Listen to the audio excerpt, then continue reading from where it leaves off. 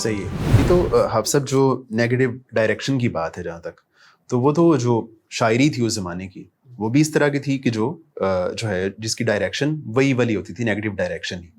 تو اس کو بھی پھر جو ہے اللہ کے رسول کو کلی طور پہ حرام کہنا چاہیے تھا، لیکن ہم دیکھتے ہیں کہ اللہ کے رسول علیہ الصلوۃ والسلام کے زمانے میں شاعری جو ہے وہ کی جا رہی تھی. اس کے علاوہ دوسری بات یہ ہے کہ نبی کریم صلی اللہ علیہ وسلم کے زمانے میں بھی اگلے ایپیسوڈ میں یہ بات آئے، لیکن اللہ کے رسول علیہ الصلوۃ والسلام کے زمانے میں بعض ایکسپرٹس تو موجود تھے نا موسیقی کے، مطلب کچھ لونڈیاں گاتی تھیں، بجاتی تھیں.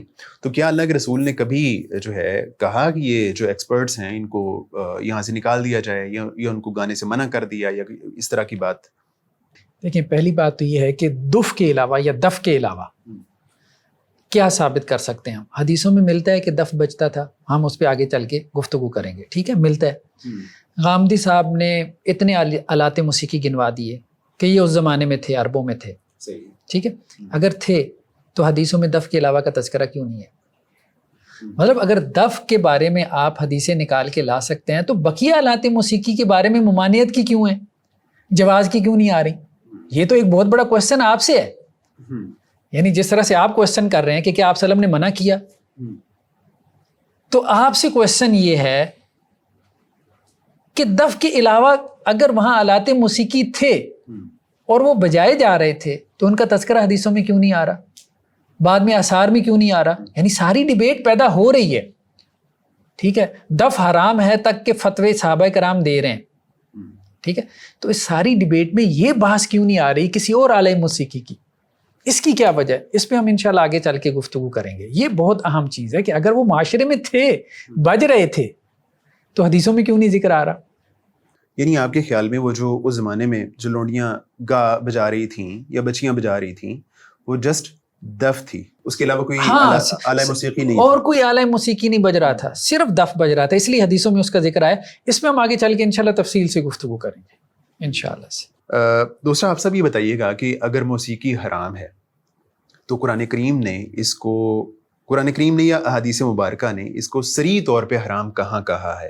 اگر یہ موسیقی حرام ہوتی تو قرآن اس کو واضح طور پہ حرام کہتا، جس طرح کہ زنا کو حرام کہا، فحاشی کو حرام کہا، یتیم کا مال کھانے کو حرام کہا. تو موسیقی کی حرمت صریح طور پہ واضح الفاظ میں قرآن میں کہاں موجود ہے؟ دیکھیں، اس میں اہم بات یہ ہے کہ ایک تو غامدی صاحب نے کہا کہ اصول خمسہ میں سے کسی اصل کے تحت حرمت ثابت ہو جائے، تو ہم نے کہا اسم کے تحت آتی تھی، تو آپ نے غلط پرسپیکٹیو اور غلط معنی بیان کر کے اس کو نکال دیا، ٹھیک ہے. دوسری بات جو ہے نا وہ جو انہوں نے کہی کہ جی صراحت کے ساتھ حرمت کہاں ہے کتاب و سنت میں، اس میں ہم آگے چل کے نیکسٹ ایپیسوڈ میں اس پہ گفتگو کریں گے کہ کون سی آیات ہیں، کون سی احادیث ہیں. پہلے تو یہ سمجھنا ضروری ہے کہ صراحت کے ساتھ حرمت بیان کیسے ہوتی ہے. یعنی قرآن مجید میں حرمت کے بیان کے اسالیب کیا ہیں؟ کیا حرمت صرف لفظ حرام کہہ دینے سے ہوتی ہے؟ ٹھیک ہے. مثال کے طور پہ غامدی صاحب اس حوالے سے ایک مثال دیتے ہیں، وہ کہتے ہیں جی دیکھیں قرآن میں تو شعراء کی مذمت آئی ہے کہ نہیں؟ وَالشُّعَرَاءُ يَتَّبِعُهُمُ الْغَاوُونَ، ٹھیک ہے. تو مذمت سے تو حرمت ثابت نہیں ہوتی. اگر مذمت سے حرمت ثابت ہوتی کسی فعل کے تو شاعری سب کے نزدیک حرام ہوتی. یہ بحث انہوں نے ایک پیدا کی، یہ ایک اصولی بحث ہے، اس کو سمجھنے کی ضرورت ہے، ٹھیک ہے. باقی ہم فروعات پہ جا کے گفتگو کریں گے. تو پہلے یہ طے ہو جائے کہ اسالیب حرمت کیا ہیں. صحیح ہے. اچھا، اس میں مثال کے طور پہ دیکھیں، ایک چیز ہے جیسے لفظ حرام، ٹھیک ہے، قرآن نے حرام کا لفظ استعمال کیا ہے، حرمت کے بیان کے لیے یہ لفظ استعمال ہوتا ہے، جیسے حرمت علیکم امہاتکم و بناتکم، ٹھیک ہے. اسی طرح حرمت علیکم المیتہ. لیکن بہت دفعہ قرآن مجید میں حرام کا لفظ حرمت کے لیے نہیں آیا، شرعی حرمت کے لیے نہیں آیا، لغوی معنی میں آیا. جیسے وحرمنا علیہ المراضع، حضرت موسیٰ علیہ السلام کے اوپر ہم نے جو ہے وہ دودھ پلانے والی کیا کر دی تھی، حرام. ہاں حرام. تو اس سے مراد کیا ہے؟ ظاہر شرعی حرمت تو نہیں تھی کہ کوئی اور خاتون جو ہے وہ حضرت موسیٰ کو دودھ نہیں پلا سکتی تھی، ٹھیک ہے، لیکن وہ کسی اور خاتون کا دودھ پیتے نہیں تھے تاکہ والدہ کی طرف وہ لوٹ جائیں. اسی طرح بنی اسرائیل کے بارے میں کہا قال فإنها محرمۃ علیہم 40 سنہ، وہ جس بستی میں حکم ہوا کہ 40 سال کے لیے حرام ہو گئی، تو اب اس کا مطلب شرعی حرمت تو نہیں تھی. تو حرام کا لفظ بھی ہر دفعہ شرعی حرمتوں کے لیے نہیں آتا. ہاں، اس بات کو سمجھنے کی ضرورت ہے کہ قرآن مجید میں یہ چیز لفظ حرام سے طے نہیں ہوگی کہ یہ حرام ہے، ٹھیک ہے. بہت دفعہ میں حرام کا لفظ ہوگا لیکن وہ چیز حرام نہیں ہوگی، بہت دفعہ میں حرام کا لفظ ہوگا تو وہ چیز حرام ہوگی. تو مطلب یہ پورا کانٹیکسٹ جو ہے وہ ایک معنی پیدا کرے گا. اچھا ایک اور جگہ پہ ایک عجیب معنی جو ہے وہ ہمارے یہاں اصلاحی صاحب نے پیدا کیا, مطلب ہمارے لیے ایک عجیب ہے. یہ جو قرآن میں آئے تھے نا الزانی لا ينکح الا زانیۃ او مشرکۃ والزانیۃ لا ينکحها الا زان او مشرک, کہ زانی جو ہے وہ زانیہ سے یا مشرکہ سے صحیح نکاح کرتا ہے. وحرم ذلک علی المؤمنین, یہ اہل ایمان پہ حرام ہے. کیا چیز حرام ہے؟ نکاح. وہ یہ کہتے ہیں کہ نکاح حرام ہے. ٹھیک ہے. اچھا حضرت عبداللہ ابن عباس اور ائمہ ثلاثہ وہ یہ کہتے ہیں کہ یہاں نکاح سے مراد کیا ہے؟ نکاح سے مراد جو ہے وہ کانٹریکٹ نہیں ہے, نکاح سے مراد وطی ہے, ایک جو ریلیشن شپ ہوتا ہے. قرآن نے نکاح کو دو معنی میں استعمال کیا نا, ایک سوشل کانٹیکٹ, ٹھیک ہے, جیسے وہ آتا ہے نا سورہ بقرہ کے اندر جب شوہر جو ہے وہ اپنی بیوی کو طلاق دے دے تو کیا کہا گیا کہ وہ اس کے لیے حلال نہیں ہے, حتیٰ تنکح زوجا غیرہ, یہاں تک کہ وہ دوسرے سے کیا کرے. اب یہاں نکاح سے کیا مراد ہے؟ تعلق, ریلیشن شپ, کیونکہ حدیثوں میں واضح طور پہ آ گیا کہ پہلے کے لیے اس وقت تک حلال نہیں ہوگی جب تک کہ وہ دوسرے سے تعلق قائم نہ ہو. ٹھیک ہے, تو نکاح سے مراد تعلق ہوتا ہے. تو اس لیے عبداللہ ابن عباس رضی اللہ عنہ کہتے ہیں کہ یہاں نکاح سے مراد نکاح والا تعلق ہے, کہ زانی جو ہے وہ نہیں زنا کرتا, بدکاری میں نہیں مبتلا ہوتا, لیکن بدکار عورت سے. اچھا ٹھیک ہے. یا تو اب حرام کیا ہے؟ وحرم ذلک علی المؤمنین, حرام کیا ہے؟ زنا کرنا. صحیح ہے, کیونکہ نکاح سے مراد زنا ہے. تو زنا جو ہے یہ اہل ایمان پہ حرام ہے. تو اب دیکھیں بات یہ ہے کہ یہ پورا ہم یہ کہہ رہے ہیں کہ حرام ہے, لیکن کیا حرام ہے؟ غامدی صاحب کہہ رہے ہیں کہ نکاح حرام ہے, زانی اور زانیہ کا نکاح حرام ہے, یہی اصلاحی صاحب نے بھی کہا. ٹھیک ہے. اب مثال کے طور پہ دو بندوں کا نکاح ہو گیا, مثال کے طور پہ دو بندوں کا نکاح ہو گیا, اب اس میں سے ایک کرپٹ ہو جاتا ہے تو پھر میری بات اسے اس کی کرپشن کا گناہ ہوگا, لیکن یہ تو نہیں کہ جو ان کا تعلق ہے وہ حرام کا ہو گیا, ایسا تو نہیں ہے نا. ٹھیک ہے. اسی طرح کوئی زانی توبہ کر لیتا ہے, توبہ کے بعد وہ اس نکاح, تو کہنے کا مقصد یہ ہے کہ یہاں نکاح مراد نہیں ہے. ہم صرف یہ بحث پیدا کر رہے ہیں کہ حرام کا لفظ آ جانا اور اس کو پکڑ کے ایک معنی بیان کر دینا یہ صرف کفایت نہیں کرتا. پورا جو ایک کانٹیکس ہوتا ہے اس میں آپ اس حرام کے لفظ کو سمجھنے کی کوشش کرتے ہیں, پھر آپ حرمتیں نکالتے ہیں. ٹھیک ہے. اسی طرح سے حرام کے علاوہ بھی بہت سے جو ہے وہ ہمیں چیزیں ملتی ہیں جن کو ہم اپنے وقت کے اوپر بیان کریں گے کہ ان اسالیب کے ساتھ بھی جو ہے وہ قرآن میں جو ہے وہ حرمت ثابت ہوتی ہے اور سنت میں جو ہے وہ حرمتیں ثابت ہوتی ہیں. تو آپ سب غامدی صاحب کے ہاں مطلب سری طور پہ جب اس کو موسیقی کو حرام نہیں کہا گیا تو یعنی اشارتاً قرآن و سنت میں کبھی اس کو جائز کہا گیا, کبھی جو ہے اس کو مباح کہا گیا, کبھی جو ہے مستحسن کہا گیا, کبھی اس کو حرام بھی بعض الفاظ میں کہا گیا. تو غامدی صاحب کے ہاں یہ مطلب ڈیپینڈ کرتا ہے اس کے استعمال کے اوپر کہ اس کا استعمال کیا ہے. اگر مطلب اس کا استعمال غلط ہوگا تو ظاہر ہے وہ حرام ہوگی, لیکن اگر اس کا استعمال درست ہوگا یا غلط نہیں ہوگا تو اس کو ہم صریح طور پہ حرام نہیں کہہ سکتے. تو اس پہ آپ کی کیا کمنٹس ہیں؟ دیکھیں ایک اصولی ہم بات کر لیتے ہیں. غامدی صاحب نے جو قرآن کی 4 مقامات ہیں ہم اس پہ 1 بائی 1 ڈسکس کریں گے نیکسٹ ایپیسوڈ میں. قرآن کی جو 4 آیات ہیں, ٹھیک ہے, وَأَنْتُمْ سَامِدُونَ ہے, اسی طرح زور کی بحث ہے, الہ الحدیث کی بحث ہے, اور اسی طرح سے وہ جو شیطان کی صوت کی بحث ہے اس کو ہم علیحدہ سے ڈسکس کریں. پھر روایات بھی ہیں جو انہوں نے کہا کہ جی کوئی 26 ہیں انہوں نے جمع کی ہیں, اس کے انہوں نے کیا معنی بیان کی اس کی طرف بھی ہم آئیں گے. ابھی ہم ایک اصولی سی بات کرتے ہیں کہ اصل میں انہوں نے کیا کیا. دیکھیں بیسیکلی چیزیں 3 ہیں. سب سے پہلی چیز تو صوت ہے, آواز ہے. آواز میں کوئی حرمت نہیں ہے. آواز میں اصل کیا ہے؟ اباحت ہے. ٹھیک ہے. علی الاطلاق ہم یہ کہتے ہیں, ظاہر بات ہے کہ بولنا جو ہے وہ آواز نکالنا حرام تو نہیں ہے, ٹھیک ہے. تو لیکن آواز میں استعمالات کی بحث ہے. آپ یوں کہہ سکتے ہیں کہ جی بعض آوازیں جو ہیں وہ حرام ہو سکتی ہیں, جیسے شیطانی آواز. قرآن نے خود اس کی طرف جو ہے وہ اشارہ کیا ہے, ٹھیک ہے. جیسے قرآن نے ایک جگہ پہ کہا ان انکر الاصوات لصوت الحمیر, ٹھیک ہے, سب سے ناپسندیدہ آواز گدھے کی آواز ہے, ٹھیک ہے. اسی طرح قرآن نے ایک اور جگہ پہ کہا کہ وَاسْتَفْزِزْ مَنِ اسْتَطَعْتَ مِنْهُمْ بِصَوْتِكَ, ٹھیک ہے. اللہ تعالیٰ نے شیطان کو کہا کہ اپنی آواز کے ذریعے ان میں سے جس کو چاہے پھسلا لے. تو اب شیطانی آواز, ٹھیک ہے, یہ ظاہری بات ہے ممنوع ہے. اسی طرح سے قرآن میں ایک اور جگہ پہ کہا کہ لا ترفعوا اصواتکم فوق صوت النبی، وہ آواز جو نبی کی آواز سے بڑھ جائے، تو ظاہر بات ہے کہ یہ بھی ناپسندیدہ ہے. تو آواز میں بھی یہ بحث ہے کہ بعض آوازیں بھی آپ کہیں گے کہ جی یہ ٹھیک نہیں ہے. ٹھیک ہے، شیطان کی آواز ہے، جاہلیت کی آواز ہے. ٹھیک ہے، جتنے جاہلیت کے نعرے ہیں. ٹھیک ہے، لیکن وہ اصلاً جائز ہے. صوت، پہلی بحث تو صوت کی ہے. ٹھیک ہے، دوسری بحث جو ہے وہ حسن صوت کی ہے، یعنی صوت کو اگلے درجے میں آپ نے کیا کیا، خوبصورت بنا لیا، بیوٹیفائی کر لیا آپ نے اپنی وائس کو. تو اپنی آواز کو آپ بیوٹیفائی کر لیں. اللہ تعالیٰ جمیل ہے، جمال کو پسند کرتا ہے، تو آواز کی خوبصورتی کو اللہ تعالیٰ کیوں نہ پسند کرے گا. حسن صوت کو اصل میں ہم غنا بھی کہہ دیتے ہیں، یعنی ترنم سے جیسے اشعار کو پڑھنا. ٹھیک ہے، تو اس میں کوئی حرج نہیں ہے. تو حسن جو ہے وہ دین اسلام میں مطلوب ہے، کوئی ممانعت نہیں ہے. انسان اچھا لباس پہنتا ہے، ٹھیک ہے، کوئی حرج نہیں ہے اس میں. تلاوت کرتا ہے خوبصورت آواز، تو اس لیے خوبصورت آواز میں تلاوت ہو، خوبصورت آواز میں ایون کہ شاعری ہو، اس میں کوئی حرج نہیں. جیسے ہمارے یہاں اناشید کا ایک کانسیپٹ ہے. اناشید اصل میں کیا ہے کہ حمدیہ یا نعتیہ کلام ہے، یا کوئی دینی کانسیپٹ ہے، اس کے اوپر کوئی نظم ہے، اور آپ نے وہ اچھی آواز میں کسی ایکسپرٹ نے اس کو پڑھ دیا. ٹھیک ہے، اور اس میں کچھ اس نے ووکل میوزک بھی استعمال کر لیا، تو اس میں کوئی حرج والی بات نہیں. یا اس میں دف بھی استعمال کر لیا تو کوئی حرج والی بات نہیں. اسی طرح حمدیہ نعتیہ کلام ہے، شاعری ہے، ملی نغمے ہیں. مثال کے طور پہ جیسے عربوں میں ہوتا تھا یہ جو ہماری حماسہ، جو شاعری کا ایک بہت بڑا چیپٹر ہے حماسہ، اپنے آباء و اجداد کی جو ہے وہ جنگوں کے جو کارنامے ہوتے تھے ان کے اوپر وہ فخر کرتے تھے.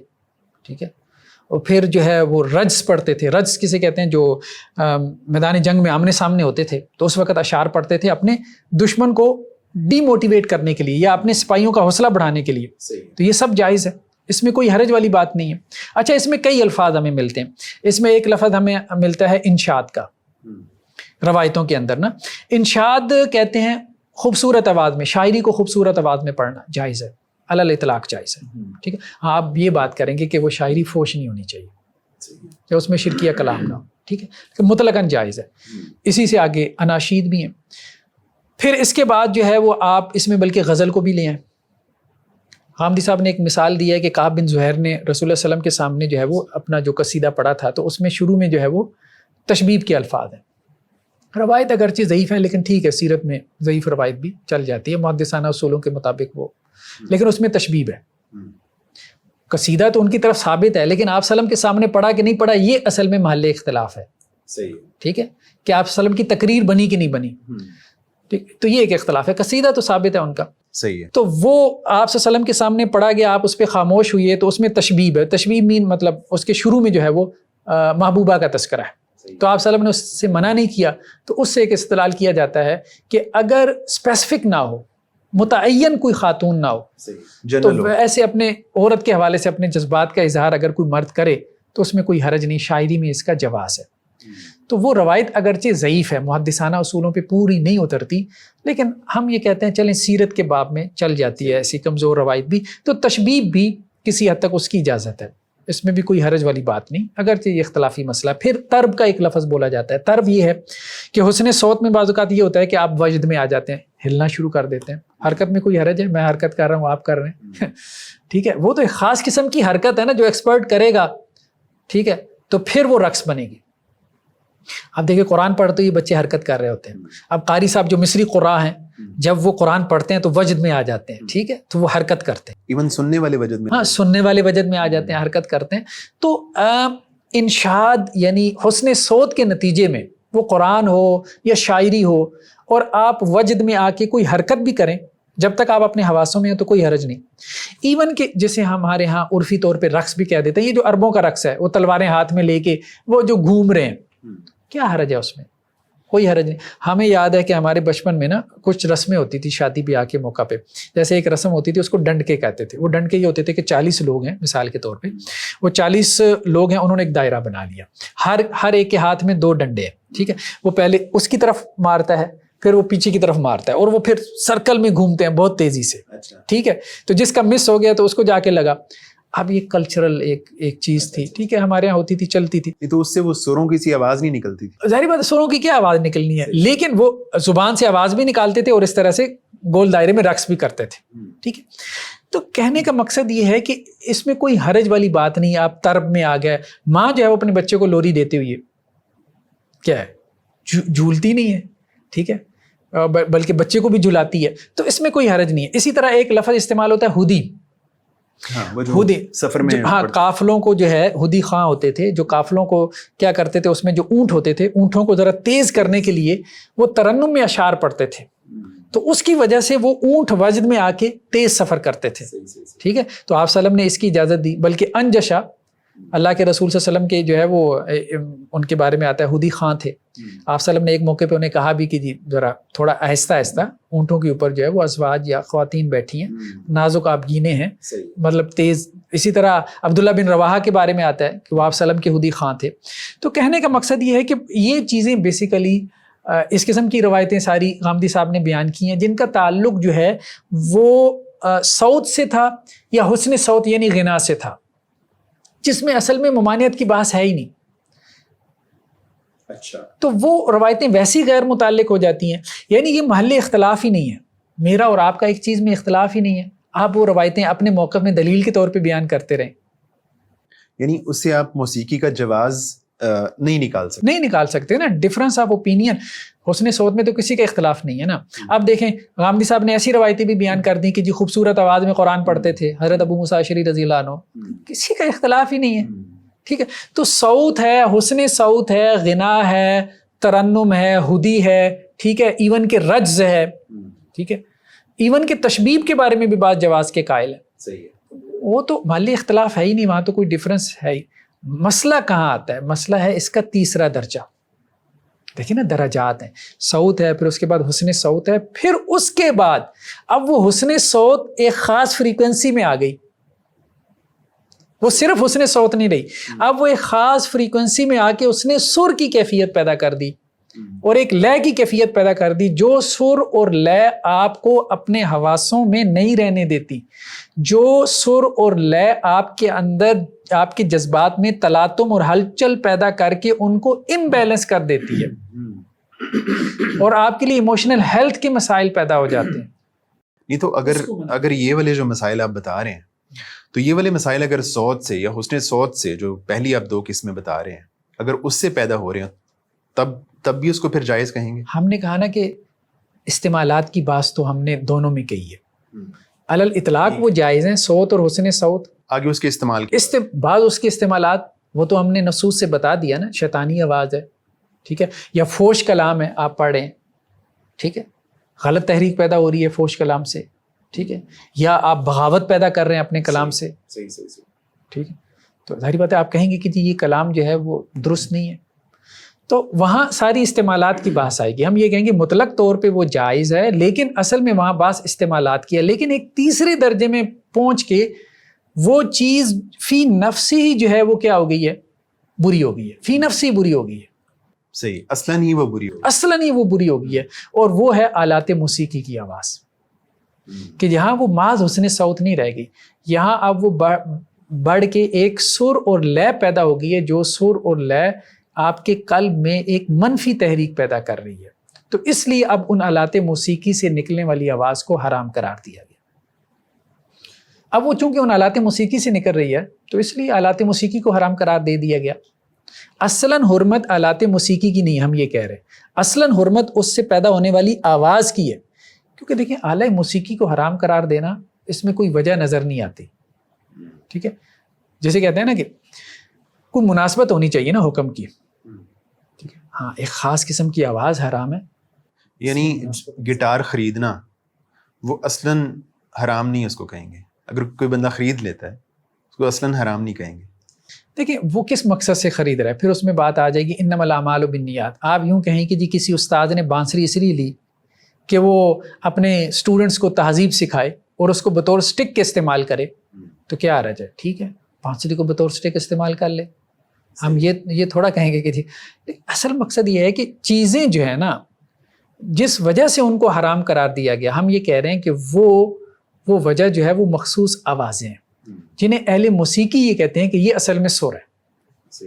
اچھا, وہ بانسری سے بھی پیدا ہوتا ہے, وہ آپ کے جو تاروں والے ہیں یہ بھی اس زمانے میں تھے, تاروں والے, ٹھیک ہے, جیسے اود وغیرہ کا بعض لوگوں نے ترجمہ یہ کیا ہے کہ یہ جو تاروں والے ہوتے تھے آج کل جیسے گٹار ہے تو اس زمانے میں بھی تھے، تو ان کی بھی حرمت ہے، اور اسی طرح جو دو طرفہ 2 سائیڈڈ جو آلات موسیقی ہیں ان کی بھی حرمت ہے۔ اس کی وجہ یہ ہے کہ ان سے یہ سر والی جو ہے وہ آوازیں پیدا ہوتی ہیں۔ لیکن اگر مثال کے طور پہ گٹار سے کوئی بندہ الٹا سیدھا گٹار بجا رہا ہے جس سے کوئی خاص قسم کے سر پیدا نہیں ہو رہے تو اس کو حرام نہیں کہیں گے؟ وہ ہم یہ کہیں گے بے سرا آدمی ہے، کوئی دلچسپی نہیں لے گا، اس سے کوئی شر بھی پیدا نہیں ہوگا، مطلب اس کی کوئی بات سنے گا تو اس سے کوئی شر پیدا ہوگا نا۔ ہم یہ بات کہہ رہے تھے کہ اصل میں موسیقی کی حرمت اسی وجہ سے ہے کہ یہ آپ کو خیر سے پیچھے چھوڑ دیتی ہے۔ صحیح ہے۔ تو ایسے آدمی کی تو آپ آواز سننے کو تیار نہیں ہوں گے، وہی جو چاہت فتح علی خان کا کیس بنا ہوا ہے۔ تو ایک ضمناً سوال یہ ہے کہ ہم گامدی صاحب سے متعلق یہ بات کہتے ہیں کہ آپ کو جو آج بات ایک سمجھ آئی ہے وہ ہمارے جو پاسٹ میں جو ہمارے فقہا رہے ہیں، محدثین گزرے ہیں، ان کو وہ بات سمجھ کیوں نہیں آئی؟ تو جو آپ بات کہہ رہے ہیں تو ہمارے ماضی میں کوئی اس طرح کی بات ہمیں ملتی ہے جو آپ یہ اوپینین بتا رہے ہیں؟ یہ بہت عام سوال ہے۔ دیکھیں بات یہ ہے کہ ہمیں 2 اپروچز ملتی ہیں۔ اگر ہم صحابہ کے زمانے سے شروع کریں، ایک اپروچ وہ ہے کہ جو نبوی ہے، جس کو ہم نبوی کہہ سکتے ہیں۔ ایک اپروچ وہ ہے جو حضرات شیخین کی تھی۔ حضرات شیخین سے میری مراد حضرت ابو بکر اور حضرت عمر ہے رضی اللہ عنہما۔ اچھا، حدیثوں پہ ہم علیحدہ سے تفصیل سے گفتگو کریں گے، ابھی میں صرف اشارہ کرتا ہوں تاکہ ہم، چونکہ ہماری بات ابھی اصولی ہے پہلی ایپیسوڈ کی۔ حدیثوں میں ملتا ہے کہ حضرت ابو بکر نے تبصرہ کیا تھا کہ شیطانی باجا جب وہ آئے اور اللہ کے رسول کے گھر میں، ہاں اللہ کے رسول کے گھر میں، تو اللہ کے رسول صلی اللہ علیہ وسلم نے کہا کہ ان کا عید کا دن ہے، ٹھیک ہے۔ نبوی اپروچ کیا تھی؟ حضرت ابو بکر کیا تبصرہ کر رہے تھے؟ اس کے بعد وہ جو ایک جو آپ کہہ لیں کہ جی وہ لونڈی تھی جو کہہ رہی تھی کہ جی نظر میں نے مانی ہے اور میں نے دف بجانا ہے، تو آپ صلی اللہ علیہ وسلم نے اجازت دے دی کہ اگر مانی ہے نظر تو کر لو۔ تو حضرت عمر آئے تو کیا ہوا؟ دبا کے بیٹھ گئی، ٹھیک۔ اچھا، حضرت عمر کا معاملہ اس کے بعد بھی رہا، یہ ایسا نہیں تھا۔ اچھا، رسول اللہ صلی اللہ علیہ وسلم کا معاملہ اور تھا، اور حضرات شیخین بلکہ اور بھی صحابہ کا معاملہ اور تھا، حضرت عبداللہ بن عباس اور بھی بہت سارے صحابہ کا معاملہ ہمیں ملتا ہے۔ یہ بیسیکلی 2 اپروچز تھیں۔ اچھا، یہ اپروچز اگر آگے آپ کو فقہا میں ملتی ہیں، میجورٹی آف دی فقہا حضرات شیخین کی اپروچ کی طرف گئی۔ اب آپ کہیں کہ جی نبی کریم صلی اللہ علیہ وسلم کی مطلب مقابلے میں حضرات شیخین کی اپروچ، دیکھیں یہ ایک اصولی غلطی ہے، یہ ایموشنلی جو ہے نا، اس طرح سے میں نے بھی دیکھا، غامدی صاحب نے 2-4 جملے کہے۔ دیکھیں بنیادی طور پہ مسئلے کو انڈرسٹینڈ کریں۔ رسول اللہ صلی اللہ علیہ وسلم نے ان کی اپروچ کو کرٹیسائز نہیں کیا، صحیح ہے، کرٹیسائز نہیں کیا، ٹھیک ہے، صرف یہ کہا کہ ان کو اجازت دے دو، ٹھیک ہے۔ تو گویا وہ 2 پیرالل اپروچز تھیں، اور بعض مقامات پہ ان کی اپروچ کو بھی اپریشیٹ کیا، تحسین والے کلمات ہیں اس اپروچ کے لیے بھی۔ وہ جس طرح کہا کہ شیطان تم سے بھاگتا ہے، ہاں شیطان تم سے بھاگتا ہے۔ تو اب کہنے کا مقصد بیسیکلی یہ 2 اپروچز تھی۔ اچھا اس کی یہی آگے 2 فقہا میں آئیں، پھر یہی 2 اپروچز آگے فقہا، میجورٹی جو ہے وہ حضرات شیخین کی اپروچ کی طرف گئی۔ یہ اپروچ بیسیکلی کیا تھی کہ آلات موسیقی کی کل حرام ہے، جیسے حضرت عبداللہ ابن عباس کی۔ تو جو دوسری اپروچ تھی اس میں وہ کلی طور پہ جائز تھی کیا موسیقی؟ نہیں ایک وہ تو اپروچ یہ ہے نا کہ حرمت والی، تو دوسری جو اپروچ تھی، نہیں آتا ہوں نا، میں پہلے ایک کو بیان کرتا ہوں۔ حضرات شیخین کی اپروچ یہ تھی کہ دف بھی بجانے کی اجازت نہیں ہونی چاہیے۔ دیکھیں اس لیے تو وہ کرٹیسائز کر رہے ہیں، یہ کہہ رہے ہیں نا شیطانی آلہ ہے، ٹھیک ہے۔ اور یہ اپروچ بہت سے آثار میں صحابہ کی ہمیں ملتی ہے۔ حضرت عبداللہ ابن عباس رضی اللہ عنہ کا تو یہ کہنا تھا کہ الدف حرام، باقاعدہ یہ سٹیٹمنٹ ہے ان کی، دف حرام ہے۔ اب اس سے زیادہ کلیئر کیا بات ہو سکتی ہے کہ دف بھی حرام ہے۔ یہ وہ کیوں کہہ رہے تھے، یہ سمجھنے کی بات ہے۔ اللہ کے رسول صلی اللہ علیہ وسلم کی روایتیں کیا وہ نہیں سمجھتے تھے؟ اچھا، یہ سب کچھ آپ صلی اللہ علیہ وسلم کے سامنے ہو رہا ہے، اور پھر وہ اپنی اپروچ کے اوپر قائم ہے۔ آپ صلی اللہ علیہ وسلم نے کچھ ریلیکسیشن دے رکھی تھی تو تبھی تو وہ قائم تھے، ٹھیک ہے۔ آپ صلی اللہ علیہ وسلم نے اگر کوئی اسٹرکٹلی یہ کہنا ہوتا کہ بھائی یہ حلال ہے، بھائی کیوں تم اللہ کی حلتوں میں جو ہے وہ حرام کرنے کو بیٹھے ہو، کبھی یہ نہیں کہا، ٹھیک ہے۔ ان کے اتنے سخت تبصروں کے باوجود جو ہے معمولی سی رخصت نکالی۔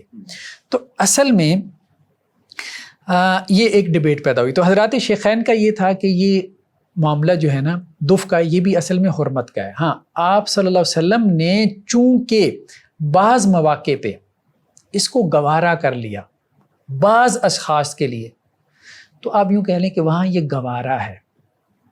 بعض مواقع پہ، مثال کے طور پہ خوشی کے موقع پہ، حنابلہ، مالکیہ اور اسی طرح حنفیہ، ان کے فقہا کی ایک جماعت یہ کہتی ہے کہ دف کی اجازت بھی علی الاطلاق نہیں ہے، دف یا دف کہہ لیں، یہ صرف ایک تو بچیوں کے لیے اور خاص مواقع پہ، اور خاص مواقع پہ ہے، یعنی مرد بھی نہیں بجا سکتا، یہ مرد بھی نہیں بجا سکتا، خاص مواقع، کیونکہ صرف بچیوں کا ہی تذکرہ ملتا ہے۔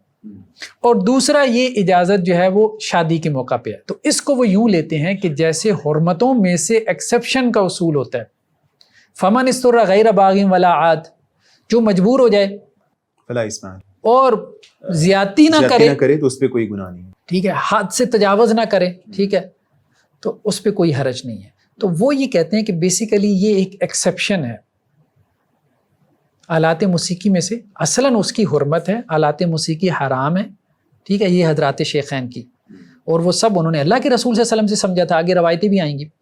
اس میں سے دف کو آپ صلی اللہ علیہ وسلم نے بعض خوشی کے مواقع پہ، ٹھیک ہے، آپ صلی اللہ علیہ وسلم نے اس کو گوارا کیا اور کہا کہ اس میں کوئی حرج نہیں ہے۔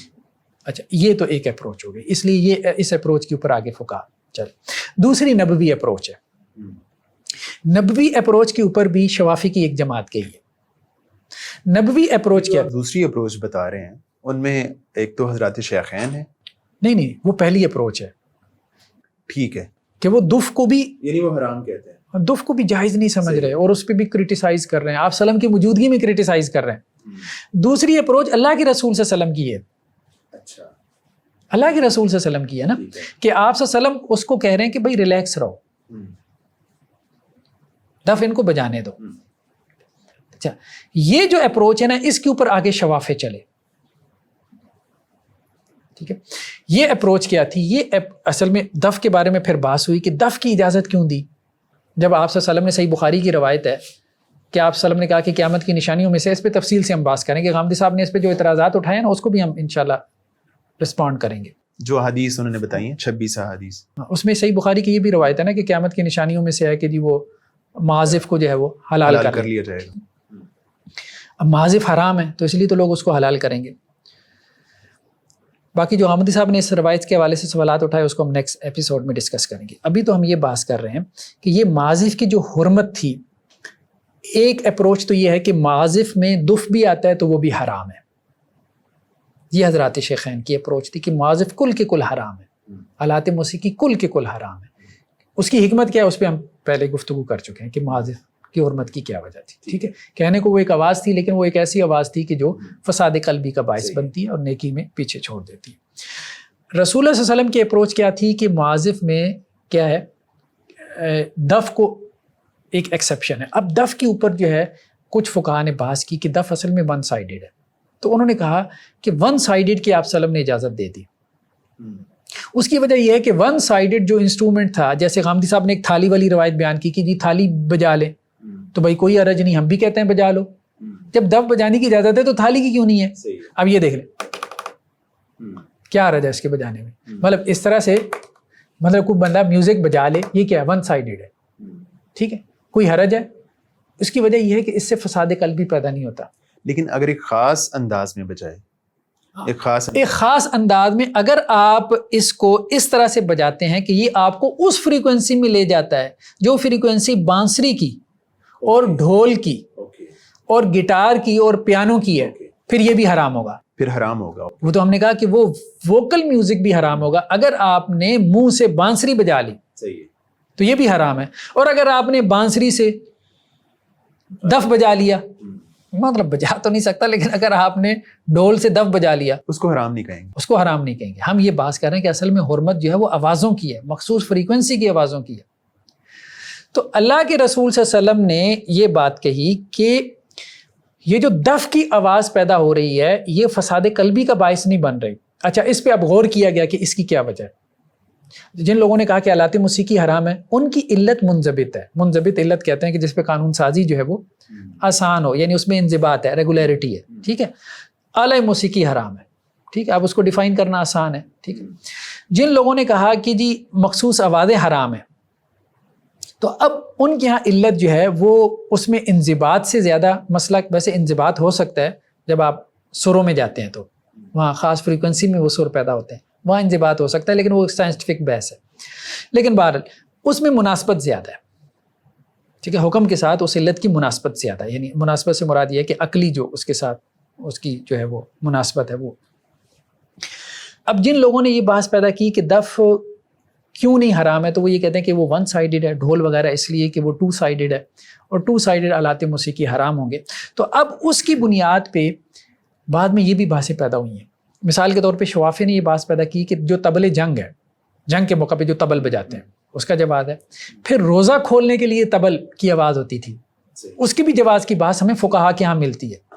ٹھیک ہے، تو گویا فقہا کے ہاں اس کے علاوہ یعنی دف کے علاوہ بحثیں موجود ہیں. پھر ایک اور بحث پیدا ہوئی کہ دف کے ساتھ جو جھانجھ ہے، چھوٹے موتی لگا لیتے تھے، ٹھیک ہے، تو اس سے ایک نئی آواز پیدا ہو رہی ہے. ظاہر بات ہے اب وہ صرف دف تو نہیں رہ گئی نا، ٹھیک ہے. اب ذرا آپ یوں کہہ لیں کہ موسیقیت تھوڑی سی بڑھ گئی ہے، تو اب یہ جائز ہے کہ نہیں؟ بعض فقہا نے اس کی اجازت دی ہے، شوافی نے.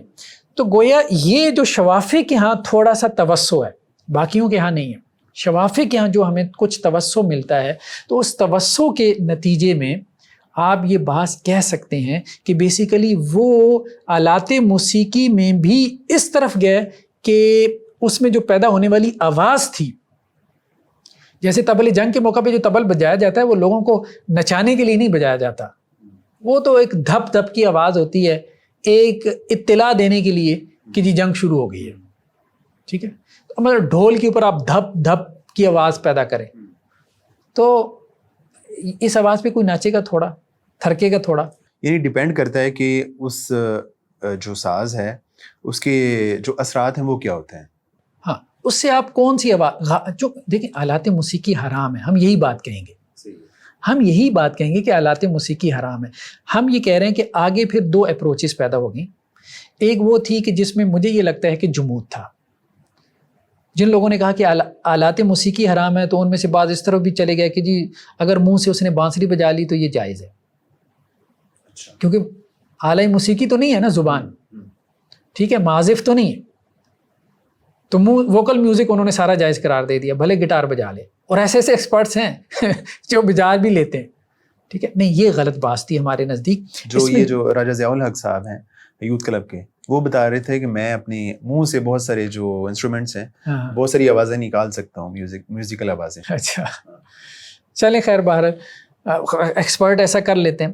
تو ہم صرف یہ بات کہہ رہے ہیں کہ آلات موسیقی حرام ہیں، لیکن ان کی حرمت کی وجہ آلہ موسیقی ہونا نہیں ہے. ان کی حرمت کی وجہ ان میں سے نکلنے والی مخصوص فریکوینسی کی آوازیں ہیں. وہ مخصوص فریکوینسی کی آوازیں آپ بغیر آلہ موسیقی کی بھی نکالیں گے تو پھر بھی حرام ہوں گی، اور اگر وہ آلہ موسیقی سے نہیں نکلیں گی تو پھر وہ سری نہیں ہوگا، پھر وہ موسیقی نہیں ہوگی. موسیقیت تو ظاہری بات ہے ایک غنا ہے نا، صحیح ہے، ٹھیک ہے، تو اس لیے اس میں جو ہے وہ حرمت کی بحث پھر باقی نہیں رہ جاتی. تو یہ اصل میں اس کو ہمارے خیال میں جو ہے وہ سمجھنے کی ضرورت. اب جیسے دیکھیں غزل وغیرہ ہے، ٹھیک ہے، غزل میں وہ یہ سمجھتے ہیں کہ یہ ہمارا کتارسز ہو جاتا ہے. حالانکہ جیسے شراب ہے مثال کے طور پہ، شراب وقتی طور پہ کیا کرتی ہے؟ شراب وقتی طور پہ جو ہے وہ آپ کے جو حواس ہیں نا ان کو رخصت کر دیتی ہے. ٹھیک ہے، جب آپ کے حواس ہی باقی نہیں رہ جاتے تو وہ جو آپ کا مسئلہ ہے، جو آزمائش ہے، اس کا شعور نہیں ہے. جب تک مسئلے کا شعور ہے نا، شعور کی سطح پہ مسئلہ ہے تو آپ پین میں ہیں. مطلب آپ سو گئے تو مسئلہ نہیں رہا، جاگے تو پھر مسئلہ ہے. تو شراب کیا کرتی ہے؟ آپ کو بے غم کر دیتی ہے. کیوں؟ کیونکہ شعور آپ کا چلا گیا. شعور چلا گیا تو مسئلے کا احساس ہی جاتا رہا، مسئلے کا احساس جاتا رہا. جب تک مسئلہ آپ اس کے بارے میں سوچ رہے ہیں تو آپ پین میں ہیں نا، جب سوچ ہی نہیں رہے تو پین میں نہیں ہے. تو یہی معاملہ ہوتا ہے غزل کا. غزل کیا کرتی ہے؟ غزل آپ کو اس احساس میں سے نکال کے لے جاتی ہے کسی اور احساس میں. وقتی طور پہ آپ کا مسئلہ شراب کی طرح حل ہو جاتا ہے، جب آپ واپس آتے ہیں تو مسئلہ تو وہیں پہ کھڑا ہے. تو مسائل آپ کے حل نہیں ہو رہے ہوتے. وقتی طور پہ شراب کی طرح آپ کو محسوس ہوتا ہے کہ جیسے آپ کا مسئلہ حل ہو گیا، مسائل تو وہیں کے وہیں کھڑے ہیں. کتارسس وہ کیا کرتی ہے؟ اس کے بعد تو پھر دوبارہ وہی جو ہے وہ مسائل آپ کے پیدا ہو جاتے ہیں. تو اس لیے ہمارا دین یہ کہتا ہے کہ قلب میں جو تحریک پیدا ہونی چاہیے نا، وہ پرسنالٹی کے لیے کنسٹرکٹیو ہو.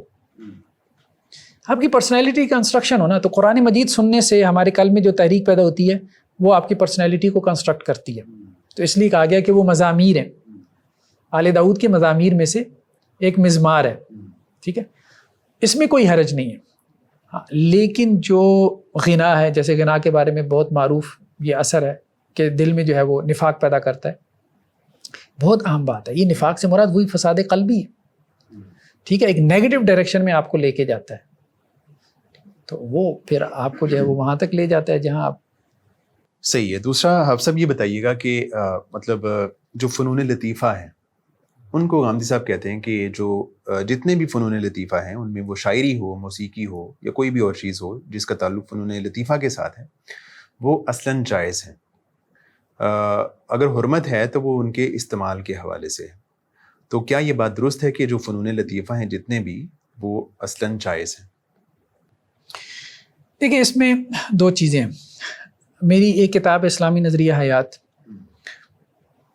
اس میں نے ایک جملہ لکھا کہ فنون لطیفہ اصلاً جائز ہے. اچھا.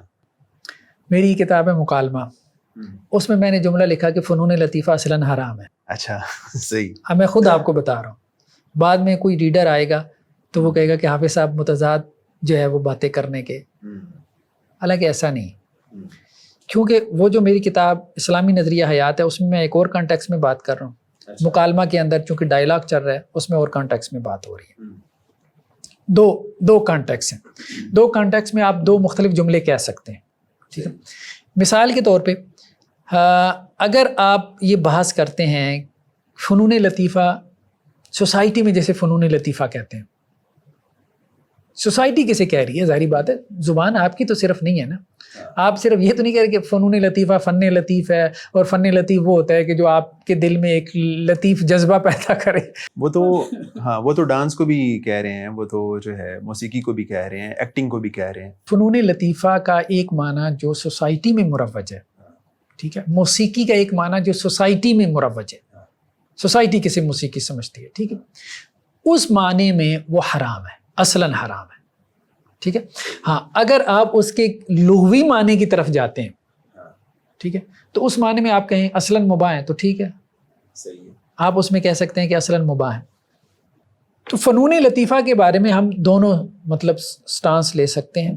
اپنی اصل کے اعتبار سے یعنی لغوی معنی کے اعتبار سے ہم یہ کہہ سکتے ہیں کہ یہ اصلاً مباح ہے. لیکن عرف میں جو ان کے معنی ہیں، جو پریکٹسز چل رہی ہیں، اس کے اعتبار سے تو آپ یہی کہیں گے کہ اصلاً یہ حرام ہے. آپ سب جب ہم فنون لطیفہ کا لفظ بولتے ہیں تو اس میں کون کون سی چیزیں یعنی اس میں شامل ہوتی ہیں؟ دیکھیں اس میں ایک تو شاعری آ جاتی ہے، ٹھیک ہے. اس کے اندر ایک یہ تصویر آ جاتی ہے آپ کی، ٹھیک ہے. اس میں مجسمہ سازی کو بھی لوگ شامل کر لیتے ہیں. اس میں رقص نہیں آتا؟ رقص بھی اس میں آ جاتا ہے، ٹھیک ہے، رقص بھی اس میں آ جاتا ہے. اور اس کے علاوہ اس میں کھانا پکانا، اب یہ بھی ایک آرٹ ہے، بلکہ بعض لوگوں نے اس کو بھی شمار کیا ہے فن لطیف کے اندر، کھانا پکانے کو بھی، ٹھیک ہے. اس میں آپ کی نثر آ جاتی ہے، یہ ناول نگاری ہے، افسانے ہیں، تو یہ چیزیں اس میں آ جاتی ہیں فنون لطیفہ کے اندر. تو دیکھیں اصلاً اپنی اصل کے اعتبار سے دیکھیں شاعری میں کوئی ممانعت نہیں ہے، ٹھیک ہے. رقص ہم نے کہا اپنی اصل میں رقص کسے کہتے ہیں؟ ایک بندہ جھوم رہا ہے، جھوم لے، گول گول دائرے میں جو ہے وہ جھومی جا رہا ہے، ٹھیک ہے. تو اپنی اصل میں اس میں کوئی ممانعت نہیں. ہاں اب جس کو رقص کہا جاتا ہے نا وہ اور معنی رکھتا ہے. جیسے رقص و سرود کی مجلسیں کہتے ہیں تو وہ تو یہ ہے کہ کوٹھے کے اوپر کوئی جو ہے وہ ناچ رہی ہے اور نواب صاحب آ کے جو ہے وہ اس کی جسم کے اعضاء کی نمائش دیکھ رہے ہیں. تو جب غامدی صاحب یہ بات کہتے ہیں کہ جو فنون لطیفہ ہیں یہ اصلاً جائز ہیں، بات اگر ڈیبیٹ ہے تو اس کے استعمال پہ ہے، اور آپ بھی یہ بات کہتے ہیں، تو دونوں میں پھر جو ہے ڈیفرنس کیا ہوگا؟ دو چیزیں اصل میں. آلات موسیقی بیسیکلی ہمارے نزدیک فنون لطیفہ میں نہیں ہے. اچھا. غنا کو آپ کہہ سکتے ہیں، وہی بحث جو ہم نے کی نا، ایک صوت ہے، ایک حسن صوت ہے، ٹھیک ہے. تو غنا جو ہے وہ فن لطیف ہے، غنا جائز ہے. آلات موسیقی تو فنون لطیفہ نہیں ہے، ٹھیک ہے. یہ تو ایسی ہے نا کہ جیسے جو ہے وہ کوٹھے پہ ناچنے والی کا رقص آپ کہہ لیں کہ جی وہ رقص ہے، یہ نہیں. تو آپ کو فنون لطیفہ کو بھی ڈیفائن کرنا پڑے گا. بعض چیزیں فنون لطیفہ میں ہیں، بعض چیزیں فنون لطیفہ میں نہیں ہیں. ٹھیک ہے. تو ڈاکٹر صاحب ایک بات یہ کہی جاتی ہے کہ جو اہل مدینہ تھے وہ یعنی آلات موسیقی کا استعمال کرتے تھے، تو اس بات میں کہاں تک جو ہے وہ صداقت ہے؟ دیکھیں اس میں اہل مدینہ کے حوالے سے جو ہمیں ڈبیٹ ملتی ہے، دو قسم کی باتیں پیدا ہوئیں اہل مدینہ میں. ایک تو وہ دف کی بات تھی، ٹھیک ہے، کہ دف جو ہے وہ جائز ہے کہ نہیں ہے. مدینہ کے علاوہ جو کوفہ میں یا اسی طرح مکہ کے جو فقہا تھے وہ تو یہی بات کہہ رہے تھے. جیسے عبداللہ ابن عباس رضی اللہ عنہ مکہ میں تھے، ٹھیک ہے، تو ان کی فقہ یا ان کے فتاویٰ مکہ میں پھیلے، تو یہ کہہ رہے تھے کہ دف بھی حرام ہے. تو ہم نے کہا کہ یہ ایک معروف سٹانس تھا، آلات موسیقی سارے حرام ہیں، ایکسیپشن ہے دف کی خاص مواقع پہ، خاص اشخاص کے لیے، بچیوں کے لیے عید کے موقع پہ، یا آپ کہہ لیں کوئی اور خوشی کا موقع ہو. یہ ایک عمومی موقف تھا. لیکن اہل مدینہ کیا کہہ رہے تھے کہ دف کی مطلقاً اجازت ہے. صحیح ہے، یعنی وہ اس کا تعلق خاص مواقع سے نہیں ہے اور خاص اشخاص سے نہیں ہے. وہ یہ کہہ رہے تھے کہ مردوں کے لیے بھی دف کی اجازت ہے اور عام بھی کسی بھی موقع پہ بندہ دف بجا سکتا ہے. تو ایک یہ بحث تھی کہ دف کو انہوں نے علی الاطلاق جو ہے وہ اس کا جواز کی بات پیدا کر دی، ٹھیک ہے. تو اس کو یہ روایتوں میں آ گیا، تو لوگوں نے جو ہے وہ اس پہ کہہ دیا کہ جی وہ آلات موسیقی کو جائز سمجھتے تھے. دیکھیں وہاں اس وقت یہ ڈیبیٹ چل پڑی تھی، یعنی تنقید چل پڑی تھی اہل مدینہ کے اوپر، اور اس میں عام طور پہ روایتوں میں لفظ آتا ہے سما کا. تو یہ ڈیبیٹ کس زمانے کی ہے؟ یہ صحابہ کے دور میں، تابعین کے دور کی بات ہے، ٹھیک ہے. اسی طرح سے جیسے ابھی میں آپ کو نا کچھ اقوال یہاں پہ اگر آپ کو بتاؤں کہ حضرت ابو بکر جو الخلال ہیں، یہ بہت معروف ہیں اپنا ہمارے فقہ حنبلی کے بڑے ائمہ میں سے. یہ کہتے ہیں کہ امام مالک اور ابراہیم بن منذر، یہ دونوں مدینہ کے بڑے محدث ہیں. امام مالک تو خیر سب جانتے ہیں، ابراہیم بن منذر بھی. جب ان سے سوال ہوا کہ اہل مدینہ غنا کی بابت جو رخصت کے قائل ہیں، تو ان اہل علم کا اس بارے میں کیا موقف ہے؟ تو انہوں نے کہا جی یہ ہمارے فساق و فجار کا مشغلہ ہے. امام مالک کا بھی یہ قول ہے کہ ہمارے یہاں فاسق و فاجر لوگ جو ہے وہ غنا کی، اب یہاں پہ بھی لفظ غنا ہے، ٹھیک ہے. تو اب اس کی بعض لوگوں نے یہ تعویل کی کہ یہ غنا اصل میں دف کے ساتھ تھا. تو اصل میں ڈیبیٹ چلی ہوئی تھی دف کی، آلات موسیقی کی ڈیبیٹ ہی نہیں تھی، معازف کی ڈیبیٹ ہی نہیں تھی. معازف کی حرمت پہ سب کا اتفاق تھا، اختلاف اصل میں دف کا چل رہا تھا. اس لیے عام طور پہ روایتوں میں الفاظ یہ ہیں کہ وہ سما کے قائل تھے اہل مدینہ یا غنا کے قائل تھے، اور غنا اور سما دونوں جو ہے وہ آلات موسیقی کے بغیر بھی ہو سکتے ہیں. صحیح ہے، ٹھیک. اچھا اس میں ایک اور بات پیدا ہوئی کہ بعض جگہ پہ معازف کے لفظ بھی آ گیا کہ اہل مدینہ میں سے کچھ لوگ معازف جو ہے اس کو سنتے تھے. اب اس پہ پھر بات پیدا ہوئی کہ معازف میں تو معازف لسان العرب آپ اٹھا کے دیکھیں ابن منظور الافریقی کی، تو وہ معازف کا جب معنی بیان کرتے ہیں تو سب سے پہلے تو دف بیان کرتے ہیں، دف بھی تو معازف میں ہے. تو اگر وہ کہیں آ بھی گیا کہ کوئی معازف استعمال ہو رہا تھا تو اس میں مراد دف ہی تھی، اس میں جو ہے وہ دف ہی مراد یا دف شامل تھی اس میں، دف ہی مراد تھی، ٹھیک ہے. اچھا اس میں ایک اور بات آئی کہ کہیں پہ اود کا لفظ بھی آ گیا. لوگوں نے کہا جی او جی دیکھو یہ تو اود کا لفظ آ گیا، اب تو بات جو ہے وہ اس سے میزف سے نکل گئی ہے، ٹھیک ہے، اب تو اود کی بات آ گئی ہے. اود کے بارے میں مالکیہ یہ کہتے ہیں کہ جی یہ اصل میں مربع شکل کا جو ہے چوکور دف تھا، چوکور دف تھا، یعنی یہ 2 سائیڈڈ دف تھا. اب آپ یوں کہہ سکتے ہیں کہ اصل میں بحث 2 جگہ پیدا ہوئی. ایک تو دف میں جو آپ سلم کے زمانے میں تھا 1 سائیڈڈ، بعد میں وہ دف ہو گیا 2 سائیڈڈ. اچھا، اور یہی وہ دف تھا جو امام مالک بھی بچپن میں بجایا کرتے تھے، بعد میں اپنی والدہ کے کہنے کی وجہ سے اس طرف آ گئے. اور امام قرطبی نے لکھا ہے کہ امام مالک پھر اس کو حرام کہتے تھے، یعنی ان کا تو اپنا مشاہدہ ہے نا، کسی بھی دف کو یہ جو 2 سائیڈڈ تھا، جو 2 سائیڈڈ تھا اس کو حرام کہتے تھے، ٹھیک ہے. اس کے لیے لفظ جو ہے مالکیہ یہ کہتے ہیں کہ اس کو جو ہے وہ اصل میں اود کہا گیا، 2 سائیڈڈ دف کو. تو گویا دف نے ایک آلے نے اپنی ایک ارتقائی صورت اختیار کی. دوسرا سوال یہ پیدا ہوا کہ وہ آلہ اپنی اصل میں، ایک تو یہ بات ہوئی کہ علی الاطلاق جائز ہے یا کنڈیشنل ہے، دوسری بات یہ پیدا ہوئی کہ اس آلے نے جو ایک ارتقائی شکل اختیار کر لی اسی آلے نے، تو وہ بھی اس میں جواز میں شامل ہے کہ نہیں ہے. اس میں چند ایک لوگ 2-4 لوگ، زیادہ نہیں، 2-4 لوگ اس طرف گئے کہ وہ ارتقائی شکل بھی جائز ہے. اس کو بعض لوگوں نے اہل مدینہ کا عمل کہہ دیا. اس میں جیسے ہمیں یہ قول ملتا ہے امام احمد سے کہ وہ یحییٰ بن سعید القطان، یہ بہت معروف ائمہ جرح و تعدیل میں سے ہیں، کہ وہ یہ کہتے ہیں کہ اہل مدینہ کا یہ جو قول ہے نا کہ اپنی بیوی کے ساتھ دبر میں جمع کرنا، اور غنا کی بابت جو ان کا جواز کا فتویٰ ہے، یا اہل مکہ جو فتویٰ دیتے ہیں متع کے جواز کے بارے میں. اب دیکھیں کہ اہل مدینہ میں سے کتنے تھے جو بیوی کے ساتھ دوبر میں جماع جائز کے قائل تھے. اسی طرح سے اہل مکہ میں سے کتنے تھے جو متع کو جائز قرار دے رہے تھے. اکا دکا ہوں گے. اکا دکا. تو یہ بیسیکلی اکا دکا کا مسئلہ تھا جس کے لیے اہل مدینہ کا لفظ استعمال ہو گیا. صحیح ہے. تو بعد میں انہوں نے اس کو کرٹیسائز بھی کیا نا کہ جو ان کے فتوے پہ عمل کرے وہ فاسق و فاجر ہے. ایک تو انہوں نے کرٹیسائز کیا، دوسرا اس سے مسئلے کی نوعیت بھی واضح آ گئی کہ بیسیکلی یہ کتنے لوگ تھے. تو بیسیکلی پہلی بات تو یہ کہ یہ دف کے بارے میں اختلاف تھا کہ وہ علی الاطلاق اس کی اجازت ہے یا مخصوص ہے. عام طور پہ فقہا باقی جو شہروں کے تھے وہ یہ کہہ رہے تھے کہ علی الاطلاق جو ہے یہ ممنوع ہے دف. کچھ خاص اشخاص کے لیے خاص حالات میں اجازت ہے. اہل مدینہ میں سے بعض نے یہ بات کہہ دی کہ یہ علی الاطلاق جائز ہے. چلیں علی الاطلاق جائز کہہ لیں تو کوئی فساد نہیں، ہمارے نزدیک وہ علی الاطلاق جائز ہے دف. ٹھیک ہے، ہمیں یہی قول درست معلوم ہوتا ہے. دوسری بات یہ پیدا ہوئی کہ اس دف نے جو ارتقائی صورتیں اختیار کی، ٹو سائیڈڈ ہو گیا، مربع شکل میں ہو گیا جس کو عود کہا گیا، تو وہ جائز ہے کہ نہیں. اس میں سے بعض نے اس کی بھی جواز کے فتویٰ دے دی اس کی اصل کو دیکھتے ہوئے. صحیح ہے. لیکن میجورٹی نے اہل مدینہ میں سے بھی اس کو کیا کہا، حرامی کا. جیسے امام مالک کا یہ قول کہ یہ فساق و فجار کا مشغلہ ہے ہمارے یہاں، اس کو حرام ہی کہا، وہ جو اس کی ارتقائی صورتیں تھیں. تو وہ اکا دکا لوگوں کا معاملہ تھا، اس میں میرے خیال میں کوئی ایک مرجوسی رائے تھی وہ. جی حافظ صاحب بہت بہت شکریہ آپ کا. ناظرین اکرام، آج جو ہماری آج کی جو نشست تھی اس میں ہم نے یہ بات کی کہ جو غامدی صاحب کا جو موقف ہے اس کی جو بنیادیں ہیں ان کو آج ہم نے ڈسکس کیا. اس کے بعد جو اگلی تفصیل ہے کہ جو موسیقی کی حرمت ہے وہ قرآن میں بیان ہوئی ہے یا نہیں ہوئی، اگر ہوئی ہے تو کن الفاظ کے ساتھ ہوئی ہے، احادیث مبارکہ میں موسیقی کی حرمت یا حلت کے حوالے سے کیا تفصیلات موجود ہیں، اس پہ ہم انشاءاللہ جو ہماری آئندہ کی نشست ہوگی، جو ہماری اگلی ایپیسوڈ ہوگی اس میں ڈسکس کرتے ہیں. دوبارہ آپ سے ملاقات ہوتی ہے. اجازت دیجیے. اللہ حافظ.